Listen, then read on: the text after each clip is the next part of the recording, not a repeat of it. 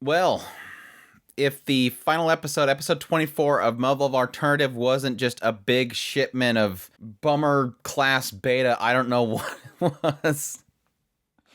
I was wanting another season announcement, part 3, season 3, whatever you want to call it, season 2. It's just something, a continuation and nothing, like radio silence on anything. And I think being into the story this far, it really does. It's a bad feeling. It's a very bad feeling. And I don't know, I'm not seeing anything online, and based on the folks in the Discord, it doesn't look like there's anything whatsoever confirmed other than a joke made by one person about selling Blu-rays, which at this point I think is you can't deny is a joke, because Blu-rays don't make companies a lot of money unless they do some crazy get the Susanoo mecha inside of the box or something and it sells for a fortune, which could possibly happen. So companies love exploiting the big fans. But that aside, it was a really good episode, truth be told. And now, granted, a lot of it's just kind of a lot of people talking about Izumi especially, but just those that have been lost, Kashigawa and stuff like that. But I think I was really a little bit let down that I was hoping for, and I guess it's good at this point, knowing there's no sequel already announced. I was kind of hoping for something, some little nugget in there to say, tease you up for what's to come, tease you on your speculations. Granted, a lot of this episode was really confirming a lot of my speculations, and I think that was a good thing. Having Takeru have this long conversation with Kozuki, and she's revealing all this information that is essentially leading them to have to act within a 2-week period. Apparently, them going there, acting out this whole plan. Yes, I like the fact that I had a big laugh out loud moment when Kozuki said something to the effect that the UN were saying, why didn't we just G-bomb it? Like, it's the same effect. And I'm like, yes, again, I know why it was successful in the end, but still, yes, you can't argue, especially for those that don't know what was gained through that whole mission. It was the same as just dropping a G-bomb. And the fact that it just causes massive explosion, huge tidal waves, which... massive props to them to know that they had to evacuate all those people, that something like this could have happened, I guess. Of course, I think that probably their concern was more if they did fail or if something went wrong, either they would have had to blow it up and that would have caused that big of a radius, or the fact that the beta would essentially invade the mainland. So good on them for acting on that. But yes, like I said, they're hinting at the idea that, or Kozuki's saying that the UN does not know that they gained intel there. That having Sumika there, she was able to extract information about every single hive on the planet. So now they have all this intel that's going to help them take down the other hives, which is huge. But again, she's not telling anybody that. She's actively trying to flesh out those that are for the alternative 5.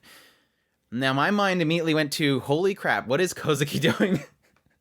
She's saying specifically that she wants to flesh out the other supporters of it. But she's sort of redirecting when I'm thinking negatively about what she's doing, she's immediately trying to follow that up by saying that she's trying to show them that they're wrong. That she wants to I just merely want to get everybody to come out in the open. But it's like, why would you need them out in the open? Like, so you can direct your information at them? Or are you gonna have them killed? Like, I could just... Who would doubt that Kozuki would have a hitman out there for every single one of these people that's for Alternative 5? Wouldn't shock me at all. This chick, Kozuki has already proven, based on every death of somebody close to her, Jinguji, Izumi, everybody, she doesn't shed a tear publicly, that we see, doesn't shed a tear for a single person. Everything is for the goal of humankind. And thus there are sacrifices needed. And I can see, yes, people that are for Alternative 5 being worthy sacrifices. But anyways, she doesn't want to tell anybody. She says that she's going to make it public once they successfully do this next mission. And also, after this next mission, this next hive, they're planning on going for the first hive, which is season 3, please. Part 3 / season 2, whatever you want to call it, please. But additionally, they start to really try to figure out what caused them to fail, because that's the whole reason for this next mission, is to really figure out what's causing Sumika to fail, because they don't need that to happen at the main. Like, if they go to the original hive, They don't want that happening. And thankfully, Shirogane seemed to have put it together somehow and mentioned the fact that yes, when Sumika finally woke up, she said that she was afraid that he would leave her again. That specifically, she's seen the hive, she was angry at them, she took them out, she did all she could to wipe them off the face of the earth, but then in response, Shirogane left her. And what they're attaching to here, and I think thankfully they actually attach this now, because I'm going to get a little bit furious. Oh yeah, I was thinking of Maya. I was thinking of Maya at that time. And of course, I love that Kozuki points it out, like, why are you thinking about that in the middle of a battle? I don't know why. I just randomly thinking about getting with Maya, you know? You do that when you're in the midst of battle. You just think about, man, Maya. Maya. But no, thankfully Kozuki goes, yeah, that's probably it. That's gonna go on a limb here. It says probably it. They're completely, I mean, we've already kind of insinuated the idea that the two of them their minds are kind of linked. And I think that kind of solidifies it. She knows what Shirogane is thinking. I mean, he even says it when he comes to her at some point. You know what I'm thinking. I love you. I'm going to always be with you. She's seen Shirogane thinking about Maya. So her mind immediately thinks of, I'm seeing these high beta members. I'm going to kill them all for taking you away from me. And then I look over at you and you're thinking of Maya. Everything breaks. Everything shatters. What specifically Kozuki's saying is that this fluid that apparently circulates through her body and her mind can last like 72 hours. It was gone. Like she used it all up. Assuming that this emotion and everything, hatred plus the sense of losing him, overflowed her, and she ran out. She passed out. So apparently, the most important thing that kind of comes out of this conversation, honestly, is that we now know that Sumika has to be recharged. Sumika is the waifu you have to recharge with fluids. That came out wrong. Don't take that wrong. I didn't mean it that way. But no, what was really, really cool in this scene is I love this kind of moment where Kozuki smacks Shirogane in the face with reality. The moment he realized that, he goes, oh crap, that means the death of all of them was my fault. And Kozuki stops like, no, stop. You're not going to run off and whining again, are you? Just stop. Don't get the wrong idea here. And I like this because it's not just her kind of stopping him from his pity party. Because he's totally going to go into it. Everything's my fault. Wham, wham, wham, wham, wham. No, she's going, listen, everybody died for their own choice. They did this for the sake of us. Don't belittle it to your own personal goof up. Izumi did what she did for the best result. For the best of Japan. She chose that. Izumi's death goes way beyond what you're thinking. She didn't die based on some coincidence, which I really like. Because again, Shirogane is basically taking everything that happened and trying to bottle it up as, oh, this is because I boo-booed. No, again, everybody made their own choices for their own sacrifices that they wish to go for. And again, from Izumi's perspective, it was a lot of things, including her sisters, including the one that she loved, including the people around her. That was her purpose. That's what she chose. And again, don't disrespect that just because you screwed up over here. And it was also interesting that she kind of points out the idea of what was the alternative, that you didn't mess up there, or maybe you died and then you just re-loop. But what would be the outcome of that? Just because you think you screwed up and you should just loop it and fix whatever you just messed up, what if it had been worse?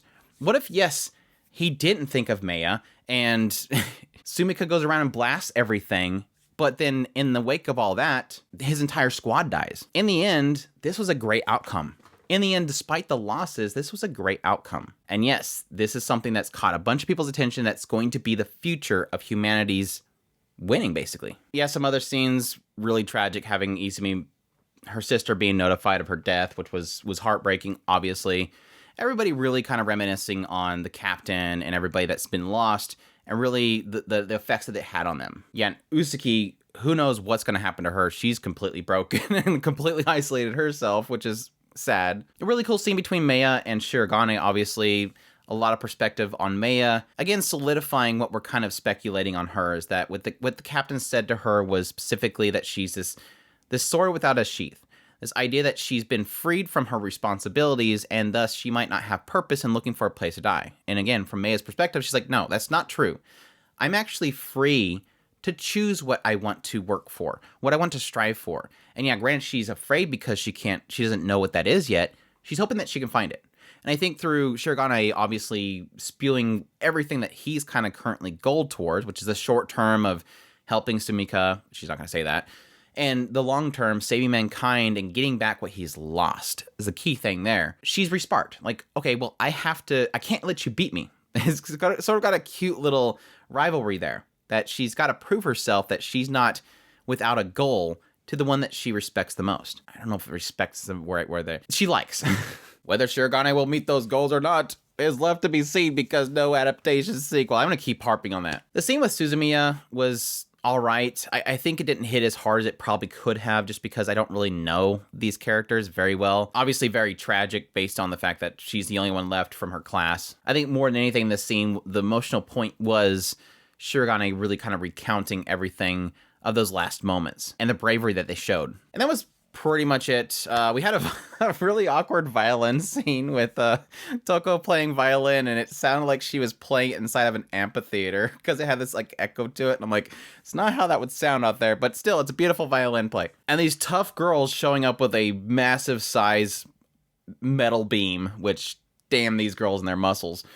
But that's it. That's my thoughts on the finale of Muv Luv Season 1. Finale Part 2, Season 2, whatever you want to call it. I hate these naming schemes. But, yeah, big bummer that we don't have a sequel announced. Hopefully we get one announced soon. Hopefully it doesn't take too long if they're going to do something more. I would love it. I've been enjoying it for a long time, and I would love to see this series complete. Or, I don't know, in 5-10 years when I have free time, I'll do the stinking visual novel. Anyhow, I definitely appreciate everybody for dropping by on a weekly basis to check out my impressions on the series. It's been a lot of fun talking with people.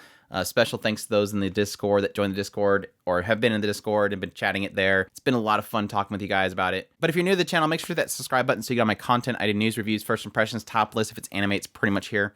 Additionally, if you want to support the channel more, we have a Patreon link, a tips link, and a super thanks button down below. Greatly appreciate everybody that does, and y'all take care.